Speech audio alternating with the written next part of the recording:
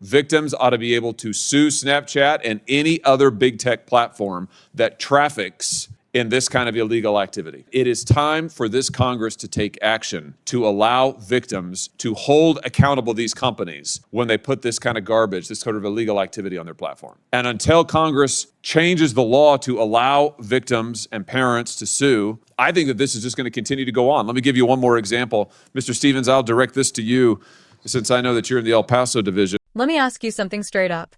How many more young Americans have to die before Washington finally gets serious about securing our border and holding big tech accountable?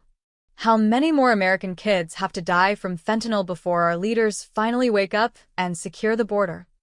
Because after watching this Senate exchange, I am fired up, and you should be too.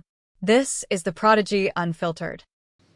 Thank you, Mr. Chairman. Thanks to the witnesses for being here. Thanks for the excellent work that you're doing. Fentanyl has been a major topic of discussion today, rightfully so. Fentanyl accounts for 70% of the drug overdose deaths in the United States. It's the leading cause of death, fentanyl is, in my state, the state of Missouri, for individuals over the age of 18. And we don't produce it in Missouri. It comes to us from across the border. It comes by the truckload, it seems, these days. Every community in the state, every school in the state is awash in fentanyl. And what I'm particularly concerned about are the latest efforts of cartels to send rainbow fentanyl into our borders, across our borders. I'm sure, Mr. Perez, you're familiar with this, the phenomenon of rainbow fentanyl, which is made to look like a candy. In fact, obviously, it's an extremely deadly drug. Yes, sir, generally familiar with it. Is it safe to say that the Mexican cartels are using rainbow fentanyl as a deliberate attempt to drive addiction among young people, among kids and young adults? Yes, sir. I would say they're using fentanyl in general, regardless of who they're trying to addict. Yes, sir. So here's the next thing that concerns me is that we've got the effort by the cartels to use rainbow fentanyl. We've got the effort by the cartels to target kids, and they're doing it more than they're selling it in ways other than just the classic back alley deal. They're using now social media apps in order to sell fentanyl. Let's take a look here at one example. This is from the big tech platform Snapchat. Snapchat's one of the worst offenders here.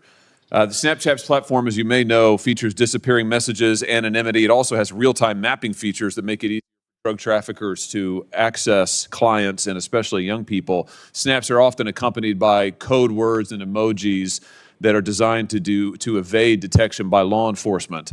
In February of this year, a mother, Bridget Noring, sat where the three of you are sitting and testified. She lost her child, by the way, her 19-year-old kid, lost him to a fentanyl overdose after he got fentanyl through a Snap message. And she testified, sitting where you're sitting, that she went to Snapchat.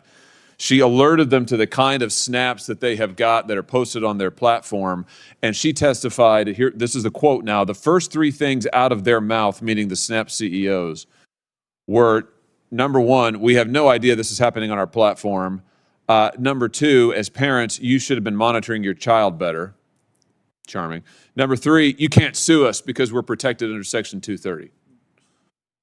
Now, my question to the three of you is, wouldn't it be a big help to your efforts and to our efforts as a country to stop the flow of fentanyl and other illegal drugs into this nation and from flowing into the hands of our kids if we shut down these platforms from selling and offering drugs and being a major platform for drug traffickers? Mr. Perez? Yes, sir. I would go back to about accountability from any institution that's facilitating this. I know our efforts through the J-Code, which I mentioned earlier, focusing on darknet and opennet type of trafficking, that's significant. We spend a lot of efforts on those types of cases. Yeah, very good. I'm glad you used the word accountability. I think that's exactly what we need. And right now, I just want to point this out so everybody understands it. Right now, Snapchat and every other big tech platform have exactly zero accountability. Zilch. This is on their platform. It is there constantly. It is there in volume, and there is currently nothing any parent, any victim can do about it. I mean, just refer back to what this mother said, the Snap CEO said to her, it's your fault. We don't really have any idea about it. This is after she told them it was on their platform. And by the way, they know. I mean, if these guys can direct the most precision advertising to you using their AI algorithms, you think they don't know that there's this kind of advertising all over their platform? They know. And then they said, the get out of jail free card, you can't sue us because we're protected under Section 230. I've said this time and time again. It is time for this Congress to take action to allow victims to hold accountable these companies when they put this kind of garbage, this sort of illegal activity on their platform. Victims ought to be able to sue Snapchat and any other big tech platform that traffics in this kind of illegal activity. And until Congress changes the law to allow victims and parents to sue, I think that this is just going to continue to go on. Let me give you one more example. Mr. Stevens, I'll direct this to you since I know that you're in the El Paso division. Here is an example of a Mexican cartel using a different social media app to try and hire American citizens to participate in human smuggling. So this is the kind of thing that's going on Snap, on Instagram, on TikTok, where these cartels are recruiting American citizens to come be smugglers, offering them pay, giving them instructions. And once again, they are using these social media apps, these big tech platforms to do it. Let me just ask you, Mr. Stevens, have you encountered this? Have you seen the cartels trying to recruit Americans to participate in their smuggling operations? Thank you for your question, sir. Yes, we have multiple cases involving human smuggling as well as drug smuggling where they use those social media platforms to be able to recruit drivers. Wouldn't it be a help to you and your law enforcement activities to be able to turn off this kind of illegal activity on these platforms? In other words, to reduce the supply of American drivers who are willing to participate in a human smuggling ring? Yes, it would, sir. We need to do it. And the way to do it is to hold these social media companies accountable, to use your word, Mr. Perez, to allow victims to sue the social media companies for violating the law, for violating basic human decency, for lying constantly to their customers and the American people. I've already introduced legislation that's passed this committee unanimously to allow victims of child pornography to sue the platforms. And I can tell you the next step is to allow victims of human trafficking, victims of this kind of illegal trafficking in narcotics to sue the platforms. If we can do that, I think we can begin to make a dent in this tidal wave of fentanyl and other narcotics coming across our border, and I think we can begin to hold these social media companies accountable. Thank you, Mr. Chairman. The senator laid it out plain. Fentanyl is the leading cause of death in this country. 70% of overdose deaths, 70%, are tied to fentanyl. Think about that. We aren't losing people to car wrecks, not cancer, not even guns. It's fentanyl. And here's the kicker, we don't make it here. It's not some homegrown problem. It's pouring across our southern border like a tidal wave. And while the Biden administration looks the other way, cartels are laughing all the way to the bank. Now, here's the part that should outrage every parent in America. The cartels aren't just smuggling in fentanyl, they're packaging it as rainbow candy. Bright colors, fun shapes, the kind of thing a child could mistake for a sweet. Let's not sugarcoat this, folks. This is a deliberate act of war against our kids. The cartels want our children hooked, they want them dead, and they want to profit while our leaders shrug their shoulders. And if that wasn't sick enough, guess who's helping them? Big tech. Yeah, the same big tech giants who lecture you about misinformation, who silence conservatives, who deplatform patriots for telling the truth.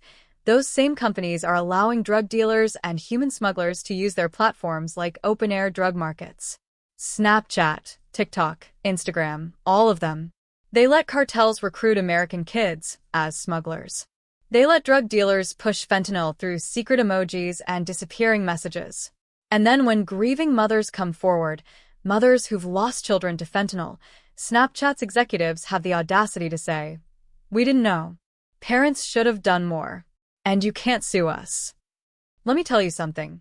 If these tech billionaires can track every word you say, every ad you click, every move you make, you bet your bottom dollar they know drugs are being pushed on their platforms.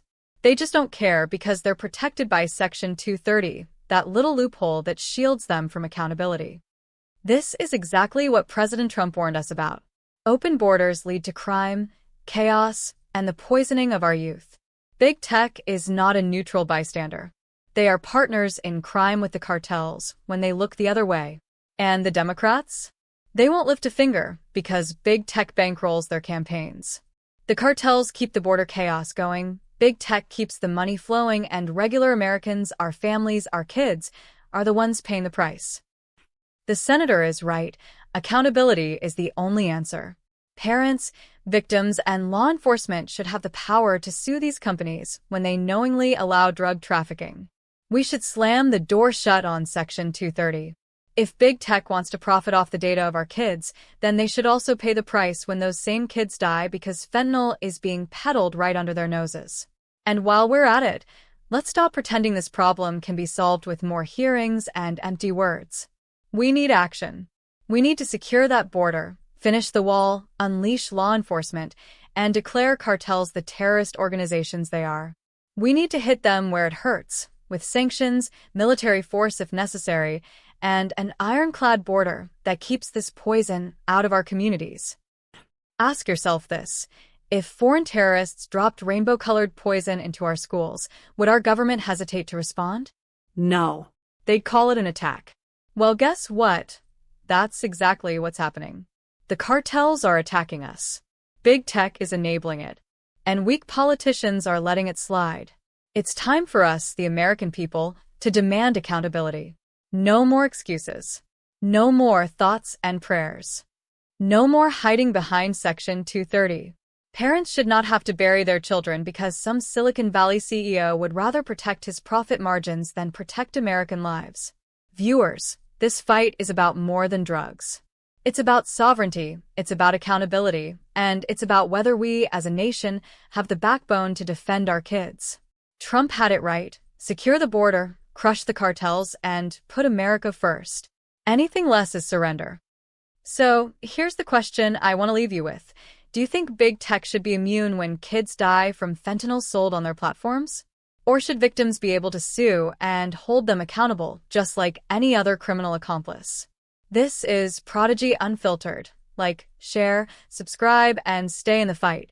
God bless America.